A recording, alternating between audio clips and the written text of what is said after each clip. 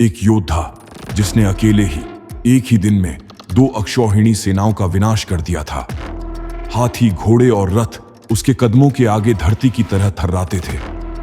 उसकी वीरता और त्याग की गाथा सुनकर दुश्मन भी कांप उठते थे और मित्र उसकी निष्ठा और धर्मपरायणता को प्रणाम करते थे। यह है कथा उस महान योद्धा की जिसने वचन और धर्म को अपने जीवन से ऊपर रखा। यह है कहानी भीष्म पितामह की। एक समय की बात है, हस्तिनापुर के प्रतापी राजा शांतनु गंगा नदी के किनारे टहल रहे थे जब उन्होंने वहां खड़ी एक दिव्य सुंदरी को देखा। राजा शांतनु मंत्रमुग्ध हो गए। राजा का हृदय प्रेम से भर उठा और उन्होंने कहा, हे रूपवती देवी, आपका सौंदर्य इस संसार से परे है। आपने मेरे मन को पूर्ण रूप से मोहित कर लिया है। क्या आप मुझसे विवाह स्वीकार करेंगी? वह सुंदरी गंगा देवी थी। उन्होंने राजा शांतनु से कहा, हे राजन, मैं गंगा हूं। यदि आप मुझसे विवाह करना चाहते हैं तो आपको मेरी एक शर्त माननी होगी। आप कभी भी मुझसे यह नहीं पूछेंगे कि मैं क्या कर रही हूं। यदि आपने यह प्रश्न पूछा तो मैं आपको छोड़कर चली जाऊंगी। राजा शांतनु ने यह शर्त स्वीकार कर ली और दोनों का विवाह हो गया। गंगा और शांतनु का जीवन सुखमय चला और उन्हें कई संतानें हुईं। लेकिन हर बार जब कोई संतान जन्म लेती, गंगा उसे नदी में बहा देती। राजा शांतनु ने कभी यह प्रश्न नहीं किया क्योंकि उन्होंने वचन दिया था। 8वीं संतान के जन्म के समय राजा शांतनु से रहा नहीं गया और उन्होंने पूछा, हे गंगा, तुम हमारे बच्चों को क्यों नदी में बहा रही हो? गंगा ने उत्तर दिया, हे राजन, आपने अपना वचन तोड़ दिया। अब मैं आपको सब कुछ बताती हूं। ये 8 बच्चे वसुओं के अवतार हैं। इन्हें एक आर्षि का श्राप मिला था कि वे मनुष्य रूप में जन्म लेंगे। मैंने उन्हें इस श्राप से मुक्त करने के लिए नदी में बहा दिया। अब 8वीं संतान जीवित रहेगी।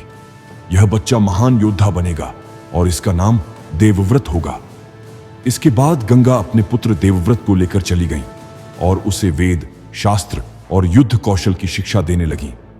जब देवव्रत युवा हुए तो गंगा ने उन्हें राजा शांतनु के हवाले कर दिया। देवव्रत ने अपनी महान शिक्षा और योग्यता से सभी को प्रभावित किया। देवव्रत का जीवन एक महत्वपूर्ण मोड़ पर आया जब उनके पिता राजा शांतनु मत्स्यगंधा नामक मछुआरे की पुत्री सत्यवती से विवाह करना चाहते थे। सत्यवती के पिता ने शर्त रखी कि उनकी पुत्री का पुत्र ही हस्तिनापुर का अगला राजा बनेगा। देवव्रत, जो पहले से ही राजगद्दी के उत्तराधिकारी थे, ने अपने पिता के सुख और राज्य की भलाई के लिए एक महान त्याग किया। उन्होंने आजीवन ब्रह्मचारी रहने और हस्तिनापुर के सिंहासन का दावा न करने की प्रतिज्ञा ली। इसी कठोर प्रतिज्ञा के कारण उन्हें भीष्म कहा गया, जिसका अर्थ है कठोर प्रतिज्ञा वाला। भीष्म पितामह ने अपनी प्रतिज्ञा के पालन के साथ साथ हस्तिनापुर की सेवा में अपना पूरा जीवन समर्पित किया। उन्होंने कई युद्धों में अपनी वीरता दिखाई और राज्य के मामलों में निष्पक्ष और धर्मनिष्ठ सलाहकार बने रहे। भीष्म ने कुरु वंश के कई राजाओं का शासन देखा और हर परिस्थिति में अपने धर्म और प्रतिज्ञा का पालन किया। महाभारत के युद्ध में भीष्म पितामह का योगदान अत्यंत महत्वपूर्ण था। वे कौरव पक्ष के सेनापति बने, लेकिन पांडवों के प्रति भी स्नेह और आदर रखते थे। उन्होंने युद्ध केवल अपने कर्तव्य का पालन करने के लिए किया, किसी व्यक्तिगत द्वेष के कारण नहीं। उनके लिए धर्म सबसे महत्वपूर्ण था। महाभारत के युद्ध में भीष्म ने ऐसा कोहराम मचाया कि तीर और धनुष के प्रहार मानो आकाश से वर्षा करने लगे। उनके प्रत्येक कदम से पृथ्वी कांप उठती और उनके घोड़े, हाथी और रथ बिजली की गति से आगे बढ़ते। पांडवों की सेना, जो पहले अपने वीर योद्धाओं पर गर्व करती थी, अब डर और हिलते कदमों से भरी हुई थी। हर तीर निशाने पर सटीक गिरता और प्रत्येक हाथी तथा रथ के पांव धरती को हिला देते। पांडव सेनापति अपनी सेना को संभालने का प्रयास कर रहे थे, पर भीष्म के सामने उनका प्रत्येक प्रयास व्यर्थ प्रतीत होता था। भीष्म पितामह ने एक ही दिन में युद्ध भूमि में लगभग 2 अक्षौहिणी सेनाओं का विनाश कर दिया। यह देखकर सभी पांडव भयभीत हो गए थे। तब पांडवों ने भगवान श्री कृष्ण से पितामह भीष्म की मृत्यु का उपाय पूछा।